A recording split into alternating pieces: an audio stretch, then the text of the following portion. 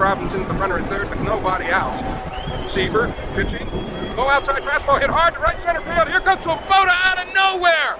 Nowhere. He's made the most incredible catch in World Series history. Holy cow, Frank Robinson has tagged up and scored the tying run from third, but you just witnessed one of the great plays in World Series history. Welcome to The Catch with Ron Swoboda, and I'm Chris Champagne. This is the first episode of The Catch with Ron Swoboda, one of the all-time New York greats. We're going to talk about Ron's career and baseball in general. Welcome, Ron. Good to be here, Chris. And you? Okay, man, thanks. It's always great to see you, Ron. Now, one of the things about the format that we're going to do on the podcast here is we have a trivia question to start the show, and we'll end the show by answering that question. And I'll ask you the question again at the end, okay? All right, go ahead. What is the first time that baseball was mentioned in print in the United States? Oh, that's a good one. That's deep dive into baseball history, yes. A, 1798, B, 1811, C, 1803, or D, 1791. Okay, it was in a newspaper in Massachusetts. Don't look at me like I was around then. No. No, I know better than that. I know that you were born in 1812. Yeah, okay. Well, you know, that will be an interesting answer. I like that. Well, we're going to start off today with talking about the magical Miracle Mets 1969 season.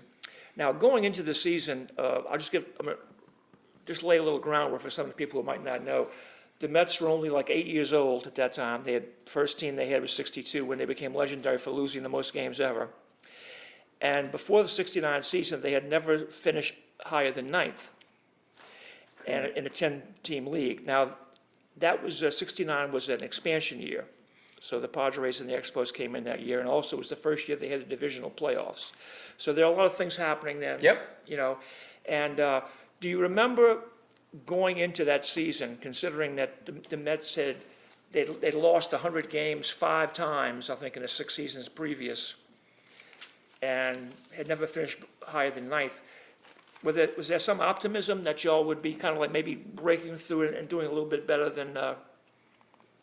I think there was a sense. I mean, once you win the World Series, everybody said, "Yeah, I saw it all coming." Sure, and I'm well, you should have told me.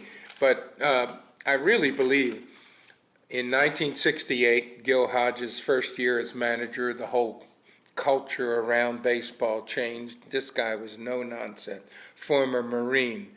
You either do it Gil Hodges' way or you hit the highway. And I sort of experienced that after 1969. Gil and I were not warm and fuzzy in our relationship with one another, but there was no doubt that he was a brilliant baseball mind, full of all of the sabermetric information, but it was all logged up in his brain. It was amazing how he stayed on top of the game. And in 1969, once we got rolling a little bit, did the things in terms of baseball decision, managerial decision, that made a difference in what was going on. But in the beginning, I don't think the New York Mets organization, I don't think Gil Hodges, I don't think anybody there had any real sense of what this team could do. And the reason I say that is if you go back in Baseball Reference and look at all the lineups we used in the first couple of months, Gil was using this guy in right field, that guy in right field, me in right field, Art Shamsky at first base, looking for something. They were clearly looking for something to see, what is this team all about? I don't think Gil knew what this team was all about. And we weren't giving him a whole lot of good information in the early going, because we just kind of slogged along through April and May, and just sort of, for the franchise, it wasn't discouraging in the sense that we were bubbling around 500. Right, so you all did a little bit but better. we were not, we were not in any way envisioned as somebody who was in the hunt. We were not in the hunt. Right. And strange as it happens, in June, which was when the trading deadline was back in that day in 1969. In late June was the trading deadline, but May going into June, the New York Mets reel off like 10 or 11 wins in a row. We start out at Shea Stadium in New York, the great Shea Stadium, which is no longer with us. But we win an entire series against the West Coast teams. We beat the Dodgers, we swept the Giants, we swept the Padres, coming through Shea Stadium in a home series. And that was enough to get somebody's attention. And then we went on the road and continued the thing, and it rolled into like 10 or 11 games, as I said. And in the process, we became relevant. All of a sudden, we're 6 games off. And the Mets, that was when the New York Mets made the trade for Don Clendenon. The power-hitting first baseman had spent most of his career with the Pittsburgh Pirates, was studying to be a lawyer, was a damn good hitter. And he was kind of wallowing in Montreal. Gene Mach wanted to get his hands on Rusty Staub. And Rusty Staub was with the Astros back then. Rusty Staub, one of the better players that ever came out of New Orleans, Louisiana, where we live, where we're doing these podcasts. So Clendenon, they wanted to trade him to Houston, and he did not want to go. He felt like that wasn't an organization he wanted to be a part of. They had a hitting coach there that had been with the Pirates, and he felt like the guy was a bit of a racist, and he wasn't going. And he could make that stance, because they throw him out of baseball back then, he just continues his legal career and moves on with his life. Right. So he was a guy they couldn't threaten. Yeah, he was very interesting. So what they said, yes. So what they said to him was, get in shape. We'll figure out where, they want to trade you. We'll figure out where you're going to go. Well, so basically around late May and in June, you got Clendenon. I mean, is that the kind of time when y'all really kind of started to think that maybe we can do this, we can win this thing? Well, I think what I'm, suggesting here is that we were within 10 games of the lead. That, to me, for the Mets' history and what, concepts people had of the franchise, that was pretty. It was, oh yeah, that's a pretty radical that was high move. cotton, yeah. And that's a radical move, and we're all of a sudden, expressed ourselves as a possibility in this hunt. We're relevant, and I think that's why they made the Don Clendenon deal. It ended up being 5 or 6 players for one. And the only pitcher was Steve Rogers. They wanted to get into our young arms, and we were loaded with great young arms back then. That was our strength. We needed a little more offense. When they grabbed Clendenon, to me, it was the organization saying, all right, we need to make this move because we need to make ourselves better, and we need to maybe see where we can take this thing.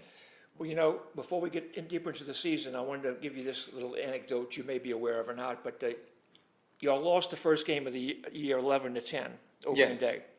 And this was what one of the writers in the paper said the next day. He called the Mets the masters of lingering death.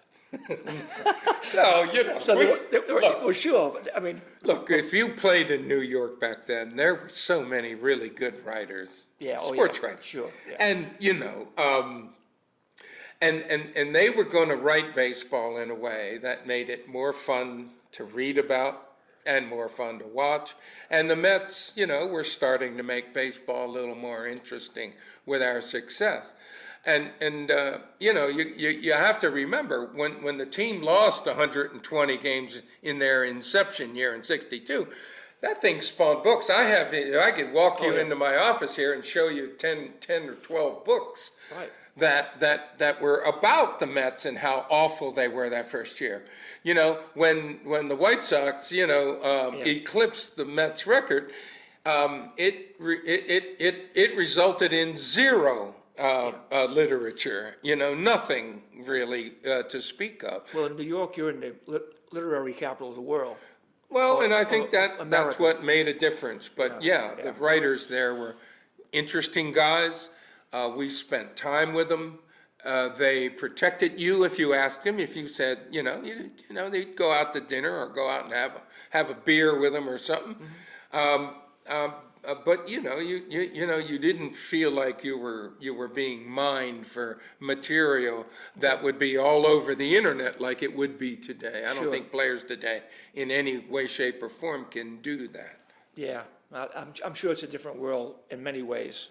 Oh, The world that we- fundamentally, Yeah, in right. every way. Well, you talked about the winning streak in May, and I Yes, saw May something- into June, really. Right. Well, during that streak in May into June, there was a game where you hit 2 home runs off of Steve Carlton.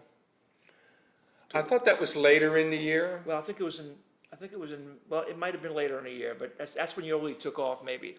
I was At the end. playing a That little might have been bit in there. August, maybe. I had I did have later in that season, we went into St. Louis for a makeup game, and this was, I believe, was in August, and we, we were well along September, August, September, August, I think, at the latest, and we went in.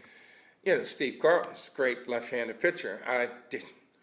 When we became a strictly platoon team, except for a couple of positions. Cleon Jones played in left field. Tommy Agee started every day in center, and Jerry Grody was the catcher. But at almost every other position, we platooned. Right. Buddy Harrelson at shortstop. Shortstop. That's right. Yeah. But everybody else, we had a platoon thing going, and that was Hodges who really made a decision based on the guys he had on the roster that this would make us better. Well, that's what I was going to bring up, that you did use the platoon system quite a bit there. It was kind of integral to what you all were doing. I mean, Yes. And from a fan's perspective, I mean, it's like, from a day-to-day basis, that's an interesting way to be a fan, Yeah, actually. players don't like it. If you Well, ask yeah. Art Shamsky, one of the guys that I shared right field with, and we actually had, if you put us together in one player, we had a pretty damn good year in right Yeah, field. yeah. When you add it all up, we probably drove in 100 runs Right. between us. Right. That ain't bad back in that day for your right field position. And Sham was, Sham was a pretty good left-handed hitter, and I think he hit 300 for the year, and he could do those numbers. I drove in a few runs, but I wasn't going to be a 300 hitter. But yeah, the platoon worked for us because it not only kept you in the know of when you were playing, but it made you better because everybody was playing. So if they needed you as a pinch hitter in a game, everybody was getting good time at the plate. And so you have everybody kind of tuned up, and that was a strength. Yeah, I would think so. I mean, once you got to the series and to the playoffs, everybody was kind of had been playing, and everybody was involved. So everybody that was, that would have been, I think, a big plus. Yeah. I mean, also, y'all were, I think y'all were 10 down on August 14th out of first place. There you go. So you made a pretty big run there, one of the biggest runs ever, actually. Well, it was combined with the Chicago Cubs, who had led the, Collapse, yeah. Chicago Cubs and Leo DeRocher, who thought he invented baseball.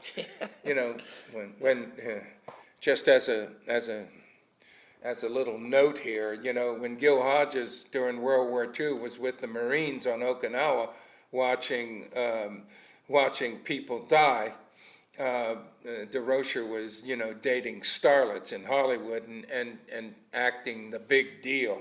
Yeah.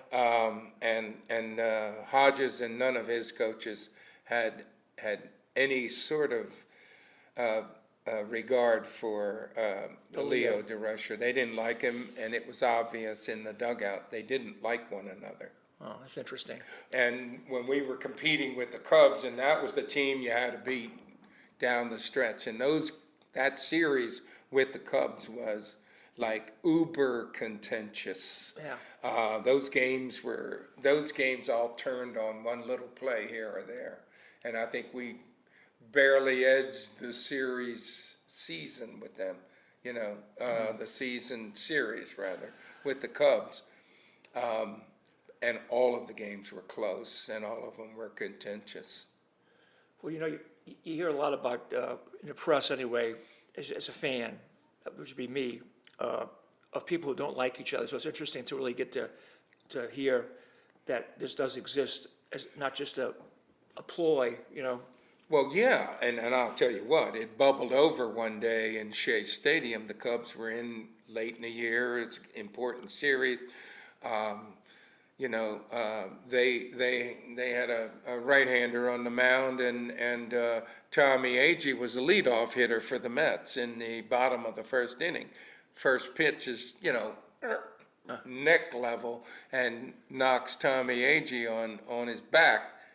And Jerry Koosman is pitching for the Mets, and I'm like, ooh, this is going to be ugly, because Koosman was a killer, and Ron Santo led off in the top of the second inning, and the first pitch to Ron Santo was right in his ear hole, and it was Jerry Koosman's best fastball.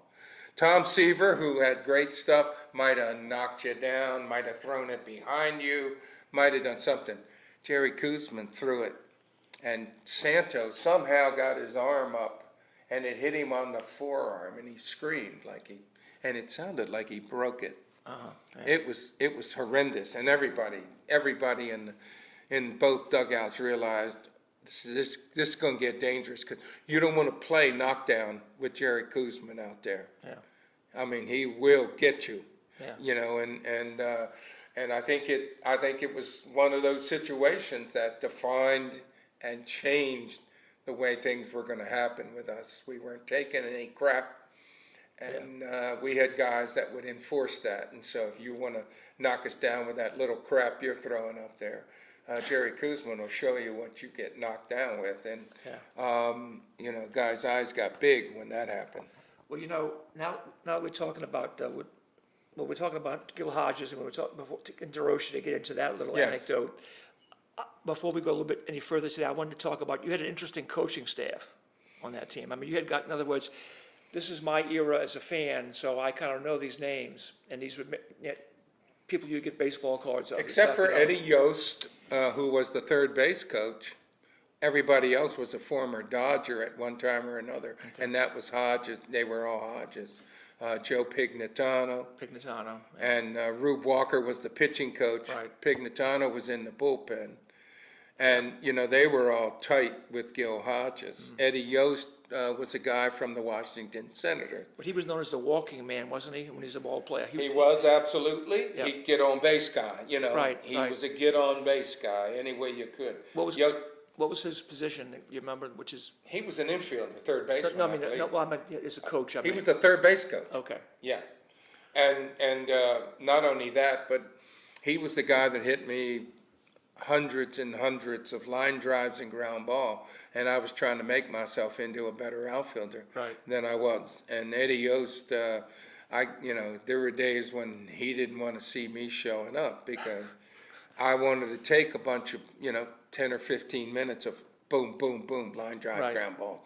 Do it very intense, but not long duration workouts. And I felt like those line drives and ground balls and all were all things about 150 feet away.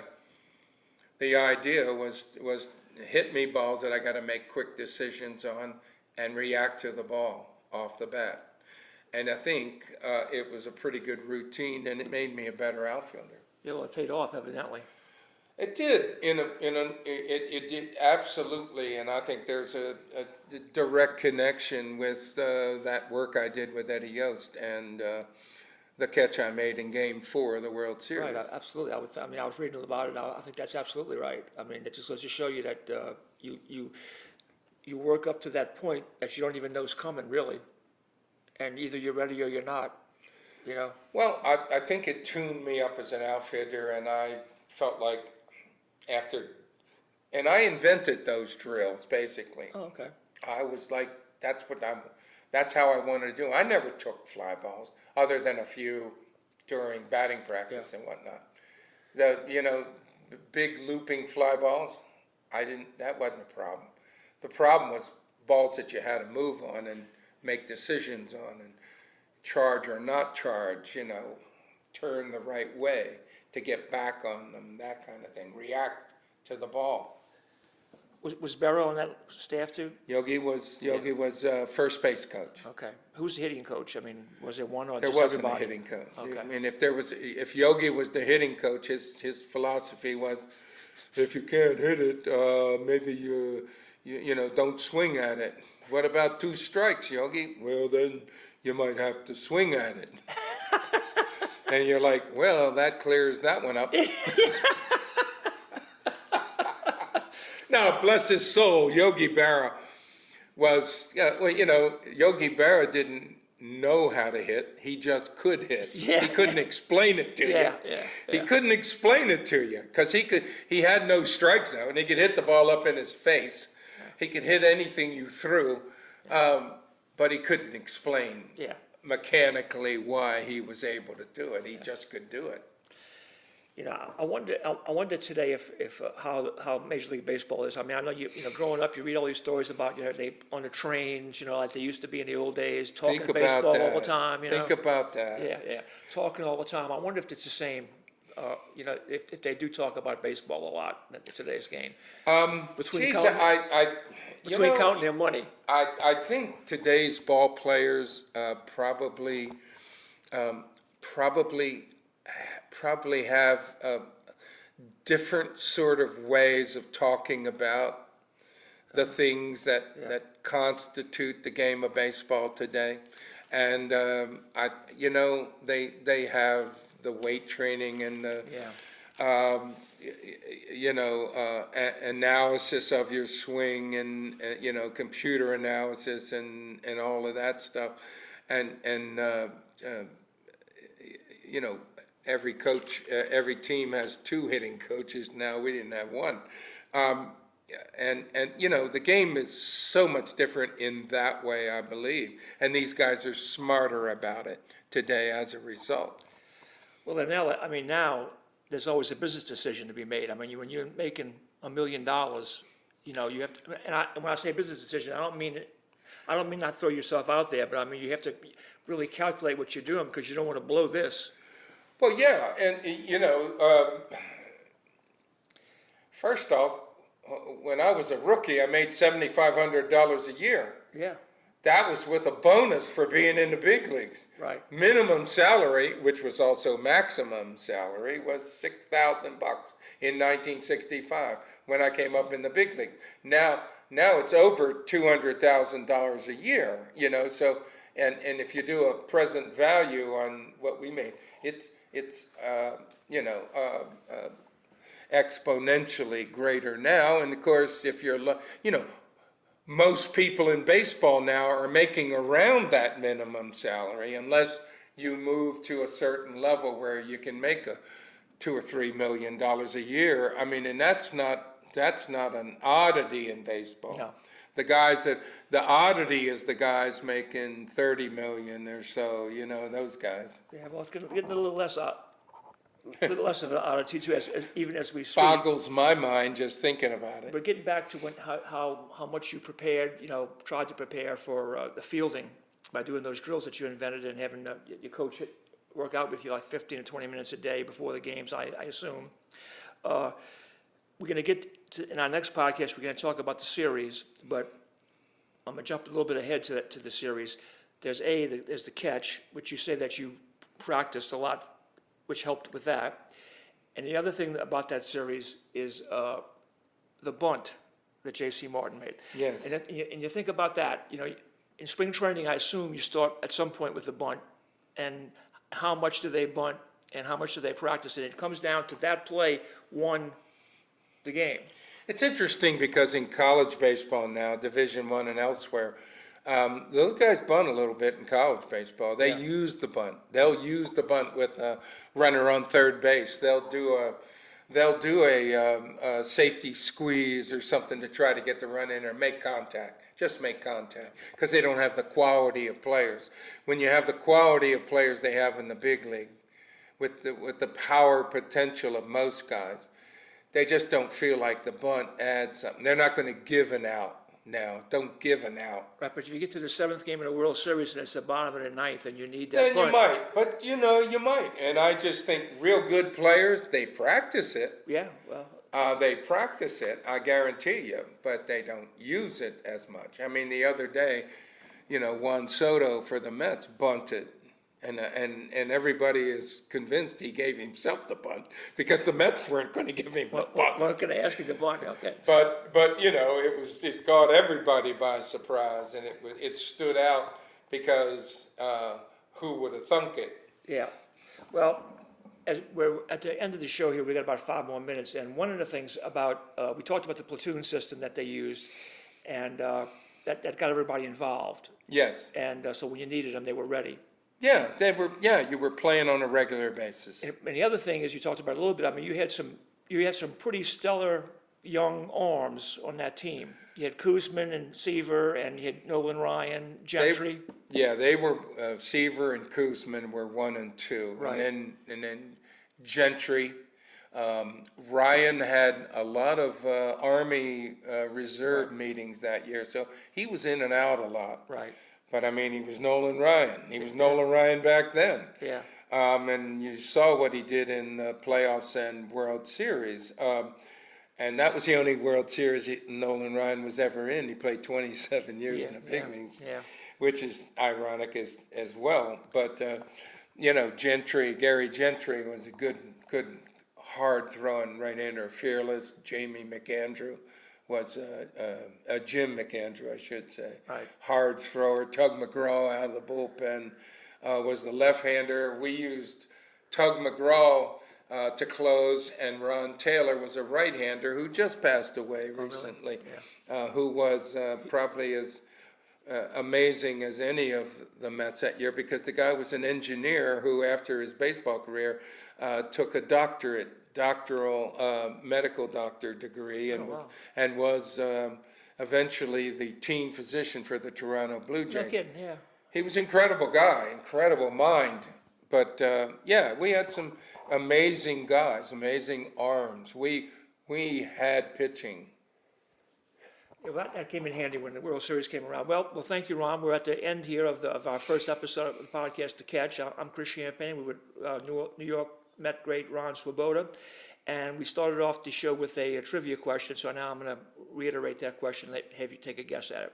The first time that baseball was mentioned in print in the United States, was it A, 1798, B, 1811, C, 1803, or D, 1791? How about 1811? Okay, it was 1791. Really? Yeah. Baseball? Baseball. Wow. Pittsfield, Massachusetts, and the context of the story was that it was being outlawed by the city in the city limits because people were doing it too much. And they needed taken away from their work and work. whatnot. Yeah, baseball. I'll be darned. 1791. I understand, and some of the things I looked up previously, that they actually played baseball at Valley Forge with Washington when they were waiting to. Wow, I did not know that. I thought that was the game of the girls' game of Rounders. Was what baseball came from, English girls' game, and that game evolved into baseball. Rounders was even referred to as baseball, where you actually threw it up yourself and you hit it with a little bat, but the ball was a little miniature version of a baseball. Really interesting, and that's the derivation. Well, we'll get into this in a later podcast, I hope, but baseball was known as a New York game. Mm-hmm. Early on as well, so that we could get into that since. So then, as we had the first catch, you won the pennant, and you had to go. Well, you won the division, I should say. Then you had to go play the Braves. So we'll start with that on the next podcast. We'll just do a little bit about the NLCS. And yes, there are some interesting aspects of that. Okay. We'll talk about it. All right. Well, thank you, Ron. You listened to The Catch with New York's Met great Ron Swoboda. Thank you.